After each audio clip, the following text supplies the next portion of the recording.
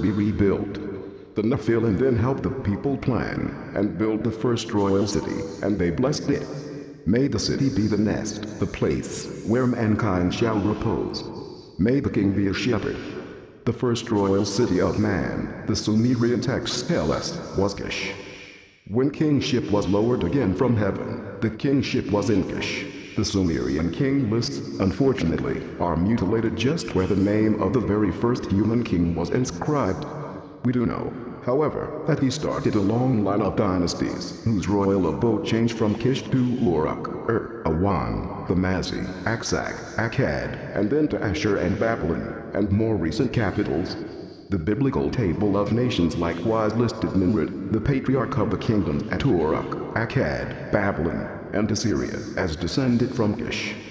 It records the spread of mankind, its lands and kingships, as an outgrowth of the division of mankind into three branches following the deluge.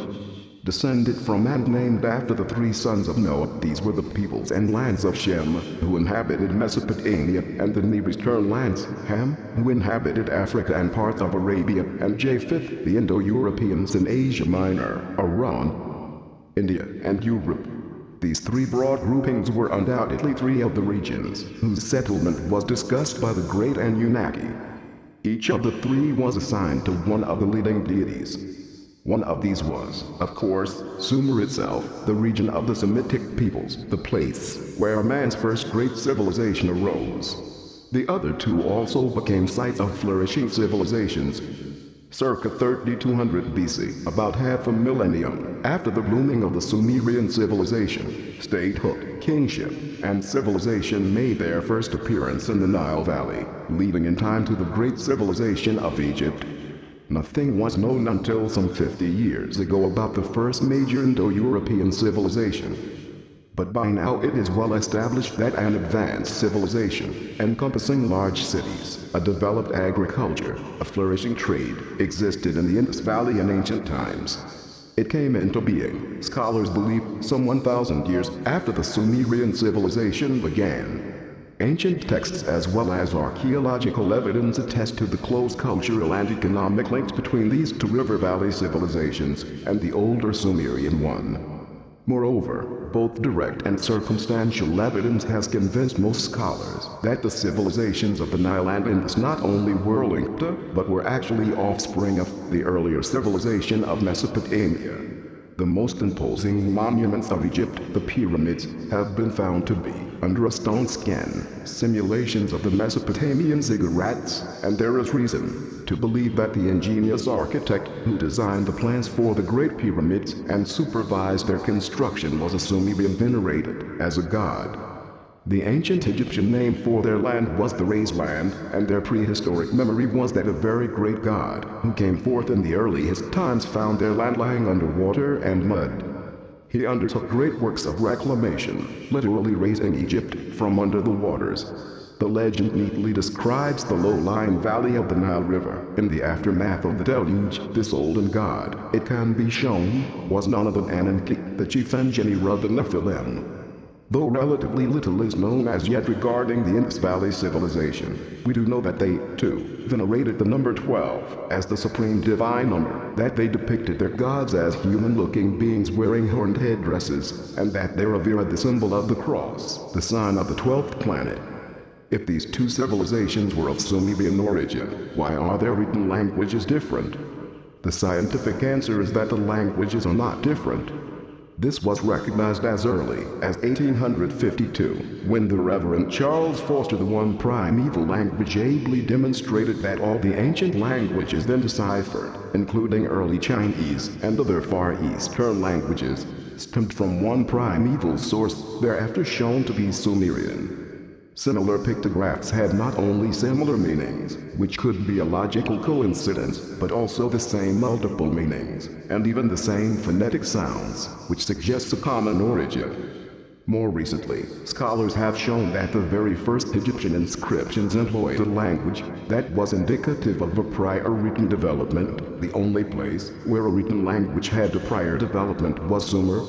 So we have a single written language that for some reason was differentiated into three tongues: Mesopotamian, Egyptian/Hamitic, and Indo-European. Such a differentiation could have occurred by itself over time, distance, and geographical separation. Yet the Sumerian texts claim that it occurred as the result of a deliberate decision of the gods, once again initiated by Enlil.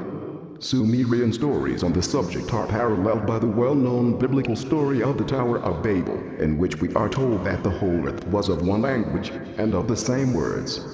But after the people settled in Sumer, learned the art of brick-making, built cities, and raised high towers ziggurats, they planned to make for themselves a shem and a tower to launch it. Therefore did the Lord mingle the earth's tongue, the deliberate raising of Egypt from under the muddy waters, the linguistic evidence, and the Sumerian and biblical texts support our conclusion that the two satellite civilizations did not develop by chance. On the contrary, they were planned and brought about by the deliberate decision of the Nephilim. Fearing, evidently, a human race unified in culture and purpose, the Nephilim adopted the imperial policy divide and rule. For while mankind reached cultural levels that included even airborne efforts, after which anything they shall scheme to do shall no longer be impossible for them, the Nephilim themselves were a declining lot. By the 3rd millennium BC, children and grandchildren, to say nothing of humans of divine parentage, were crowding the great olden gods. The bitter rivalry between Enlil and Enki was inherited by their principal sons, and fierce struggles for supremacy ensued. Even the sons of Enlil, as we have seen in earlier chapters, fought among themselves, as did the sons of Enki. As has happened in recorded human history, overlords tried to keep the peace among their children by dividing the land among the heirs. In at least one known instance, one son Ishkur/Adad was deliberately sent away by Enlil to be the leading local deity in the mountain land. As time went on, the gods became overlords, each jealously guarding the territory, industry, or profession over which he had been given dominion. Human kings were the intermediaries between the gods and the growing and spreading humanity. The claims of ancient kings that they went to war, conquered new lands, or subjugated distant peoples on the command of my God should not be taken lightly.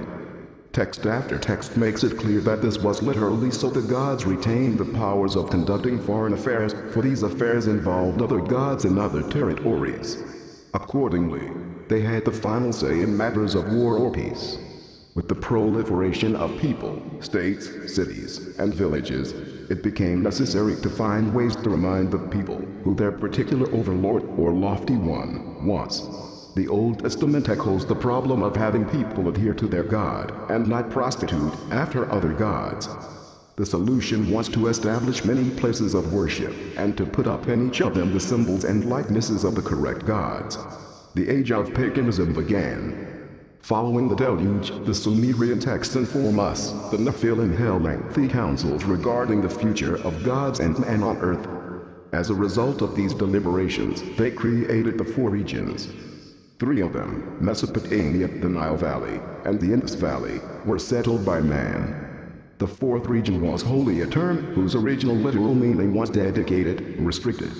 Dedicated to the gods alone, it was a pure land, an area that could be approached only with authorization. Trespassing could lead to quick death by awesome weapons wielded by fierce guards. This land or region was named Tilmun, literally, the place of the missiles. It was the restricted area where the Nephilim had re-established their space base after the one at Sippar had been wiped out by the deluge. Once again the area was put under the command of Utu/Shamash, the god in charge of the fiery rockets.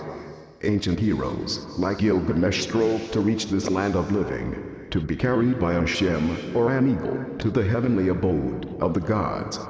We recall the plea of Gilgamesh to Shamash, "Let me enter the land, let me raise my shem.